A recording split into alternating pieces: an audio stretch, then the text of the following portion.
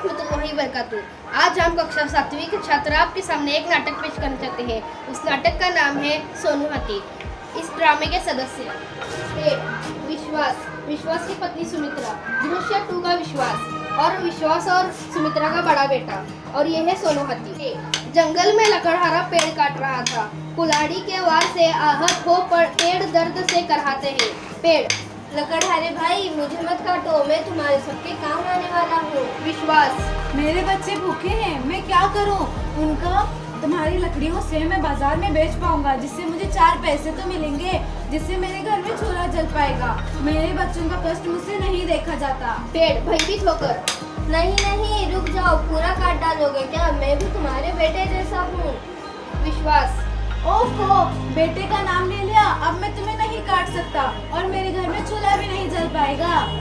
पेड़: तुमने इंसानियत दिखाई, चलो इस इंसानियत के बदले तुम्हें एक मैं आनों का उपहार देता हूँ। विश्वास खुश होकर: क्या सच में?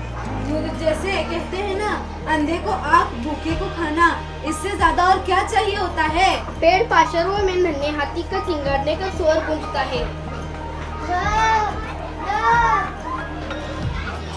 ये नन्हा हाथी अपने परिवार से बिछड़ गया है।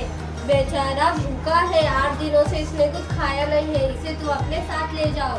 विश्वास चौंक कर: क्या क्या कह रहे हो तुम? इसे अपने साथ ले जाऊं? यहाँ मेरे रहने का ठौर ठिकाना नहीं। इसे कहाँ रखूंगा? इसे क्या खिलाऊंगा?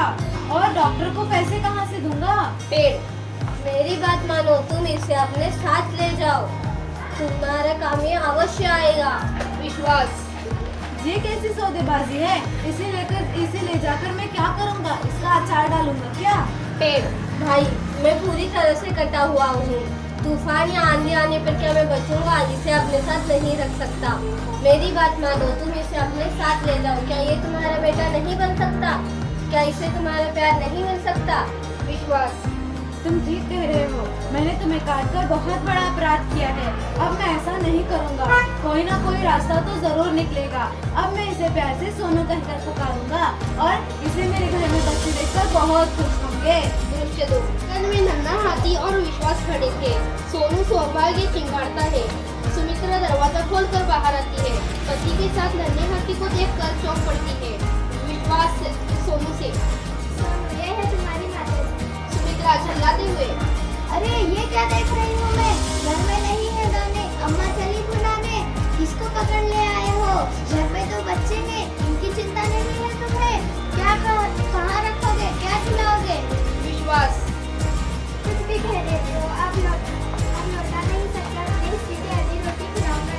दृश्य 3: चिंगारने का स्वर बढ़ता है। विश्वास को बीमार और दुखी पाकर चिंता छोड़कर घर के अंदर आने का प्रयास करता है। विश्वास खुशी से: आजा मेरे लाडले, आजा। तुझे अपने पास देखकर मेरे कलेजे को ठंड पहुँचता है, लेकिन मैं बहुत दुखी हूँ। मैं तेरे लिए ज्यादा कुछ नहीं कर पाता हूँ। सुमित्रा गुस्से से: मैं तुम्हें इसे अपने घर में नहीं रहने दूंगी। विश्वास: ये क्या कह रही हो तुम? ये कितना समझदार हो चुका है। मुझे बीमार देखकर मेरे पास दौड़ा चला आता है और इसे अपने बच्चे भी तो पसंद करने लगे हैं। सुमित्रा: अरे ये मेरा दुश्मन थोड़ी है। मुझे तो अफसोस इस बात का है कि ये हमारे साथ रहकर भूखा रह रहा है।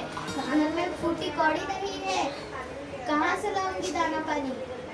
विश्वास: यही तो है जिंदगी भाग्यवान, इंसान को बहुत लड़ना पड़ता है।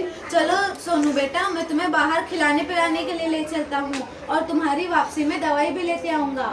सुमित्रा: नहीं, मैं तुम्हें इस बीमार हालत में बाहर नहीं जाने दूंगी। मैं इसे खिलाती पिलाती हूँ। विश्वास खुद कुछ सोचकर: शायद हमारे पास में मेला लगा हुआ है, मैं सोनू को अपने साथ ले जा रहा हूँ। गांव वाले उसे केले और गन्ने खिलाएंगे। सोनू विश्वास की बात समझकर सिर हिलाता है। सुमित्रा: नहीं, मैं भी साथ चलती हूँ और बच्चे भी चलेंगे। वह सोनू के गले लिपट जाती है।